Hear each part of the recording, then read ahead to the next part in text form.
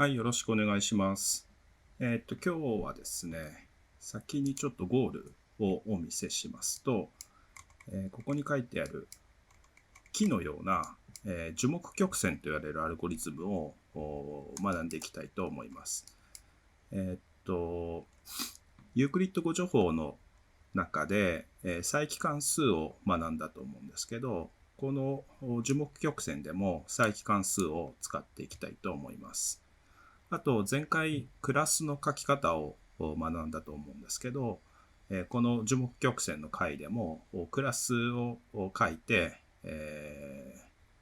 プログラミングしていきたいと思います。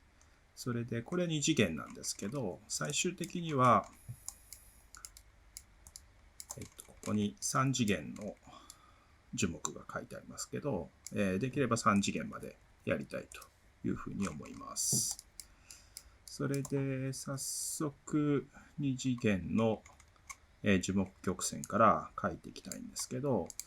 ざっと概要をご説明しとくと、まず、地面が下にここにあって、1本目の枝が、1つ伸びます。で、その枝を仮に親の枝というふうに呼ぶとすると、親の枝から子供の枝が2つ伸びます。で、今度、その子供の枝に着目しますと、また子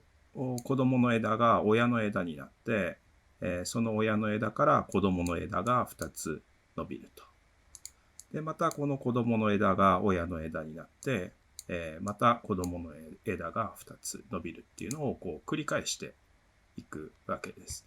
で、この繰り返していくところで、再帰関数を使いたいというふうに思います。なので、1本の枝が2本に分かれて、また、その2本の枝がそれぞれ2本に分かれてっていうふうに、再起していくということですね。で、その時に枝が折れ曲がる角度が、この右と左の枝で違ったり、あとは枝の長さですね。親の枝から少し短くなって子供の枝が、かけられるということになってます。なので、まず、親の枝を描いて子供の枝を描く。さらにまた、子供の枝を描いていくっていうような再帰関数を書いていくことになると思います。はい。では早速やっていきましょうか。グリッドはですね、今300グリッドで引いてますので、300になってない方は、ドキュメントプロパティで、グリッドの間隔を300にしてください。で今回は特にグリッドあんまり関係ないんですけど、一応スケールがわかるようにグリッドを300に揃えていきたいと思います。それで、じゃあ適当にファイルをどこかに保存しましょうか。で、どこかにフォルダを作って、トゥリーホルダーにしておきましょうかね。で、ここにまずメイン Python を作ります。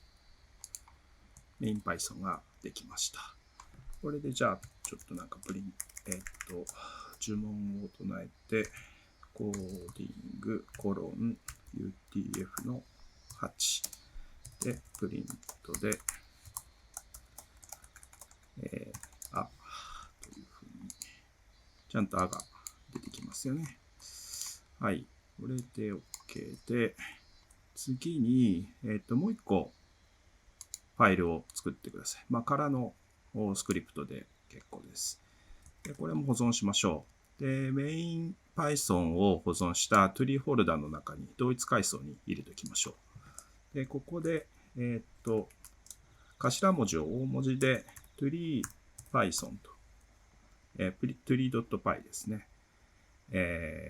ァイル名をつけてください。それで、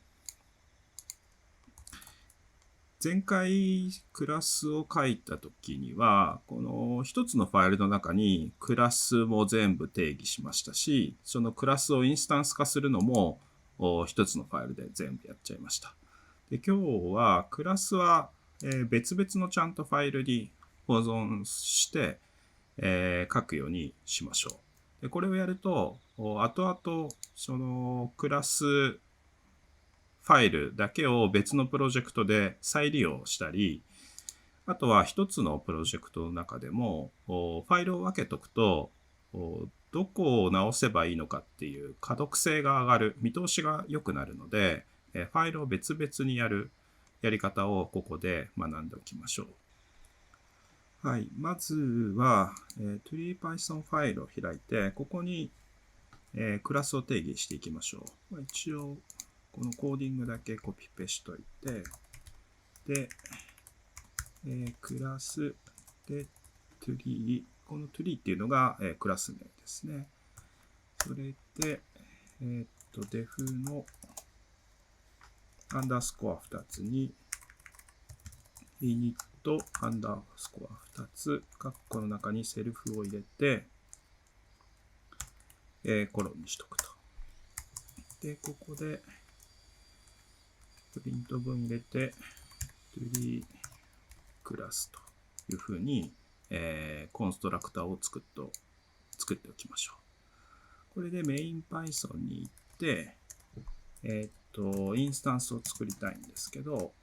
インスタンスを作るときは、こういうふうに、クラスを呼び出すというふうに、前回やりましたね。で、これで一旦走らせてみると、エラーがまあ出ちゃうんですけど、tree が定義されていませんっていうふうにエラーが出てきますよね。で、前回までは同じファイルの中に tree クラスを定義したので、良かったんですけど、今回は、クラスファイルを別々に分けたので、このクラスファイルをちゃんとインポートしなければいけないんですね。で、そのインポートのやり方をちょっとここでやっちゃいましょう。先にやりますと、from tree import tree というふうにやっておきます。で、これどういう意味かというとですね、この最初の from の後の tree はですね、ファイル名ですね。先ほどこれ tree.python というふうに、ファイル名をつけましたが、この頭の tree は、ファイル名です。で、そのファイル、tree ファイルの中から、インポートをしてるんですね。で、何をインポートしてるかというと、後ろの tree っていうのをインポートしています。で、この tree は、この tree ファイルの中に書いてある tree クラスの名前です。なのでちょっとごっちゃになりがちなんですけど、最初、from の後が、ファイル名。で、インポートの後ろがクラス名だと思ってください。で、これで、一旦走らせてみると、ちゃんと tree クラスというのが出力されているというのがわかるかと思います。はい。それで、以前、インポート、ライノスクリプトシンタックス、as rs っていうのをよく使ったと思うんですけど、これはですね、インポートの後ろで、ライノスクリプトシンタックスというのを読み込んでるんですけど、このライノスクリプトシンタックスっていうのはファイル名ですね。で、そのファイル名を rs という、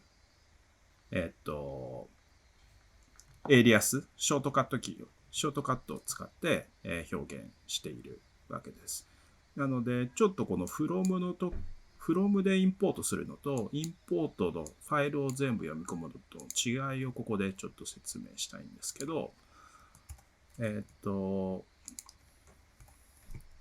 なので、クラスもインポートで読み込むことができます。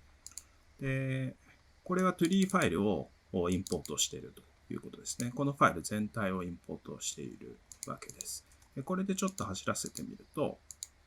エラーが出ます。で、これ、エラーが出る理由っていうのは、これファイルだけを読み込んでいるので、頭にまた tree ドットとつけると、tree ファイルの中の tree クラスをドットで呼び出しているわけですね。こういうふうにすると、エラーが出ません。だけど、tree ファイルの中の tree クラスをわざわざこうやって重ねて、呼ぶのめんどくさいので、インポート文をやめて、こっちの from インポート文を使うと、頭のファイル名は記述わざわざしなくてよくて、クラス名だけ記述すればいいので、楽ちんですよね。なので、クラスを呼び出すときは from を使います。それで、例えば rs の add、これか。ラインのスクリプトシンタックスのときは、こういうふうに add ポイントとかってやると、この LINE のスクリプトシンタックスファイルの中で定義されている add ポイントという関数を呼び出しているわけですね。でこれショートカットを入れなければ頭にわざわざファイル名を全部書かなきゃいけなくて、そのファイル名の後ろに、このファイルの中に書いてある、関数を呼び出しているので、頭に必ずこのファイル名を書かなきゃいけないんですね。でこのファイル名いちいち書くのめんどくさいので、ここでショートカットを rs としといて、こういうふうにやると、ポイントがここに打たれているのがわかると思います。なので、このLINE のスクリプトシンタックスも実は、from 文で読むこともできます。これをちょっとやってみましょうか。from LINE のスクリプトシンタックスのインポート add ポイント。この LINE のスクリプトシンタックスのファイルの中の add ポイントという関数だけを呼び出しているわけですね。でこれでやってみると、これ今、ここに rs ドットがついているので、エラーが出ると思います。なので、こうやって add ポイント関数だけ呼び出すと、この頭に rs をつけなくても、呼び出すことができるわけですね。ここ、ちょっと、さっき点打ってあったか分かりにくいんですけど、もう一回やりましょうか。はい、点が打たれましたね。こういうふうに、from 文で読めば、ファイル名をわざわざ記述しなくても、読み込んだ関数とかクラスを直接ここで呼び出すことができます。ただ、LINE のスクリプトシンタックスの場合、たくさん、このファイルの中に関数が定義されているので、頭にやっぱり rs とつけといた方が、LINE のスクリプトシンタックスの中で書かれている関数なんだなっていうのが、目で見てよくわかるので、LINE のスクリプトシンタックスの時はインポート文で読みましょう。で、クラスの時は from 文でファイルを読んだ後、クラス名を直接インポートするようにしましょう。いずれにしても、この外部ファイルをインポートするやり方は、from 文で呼び出すことと、インポート文で直接ファイルを呼び出すことと、2通りあって、それぞれ挙動がちょっと違うということを覚えておいてください。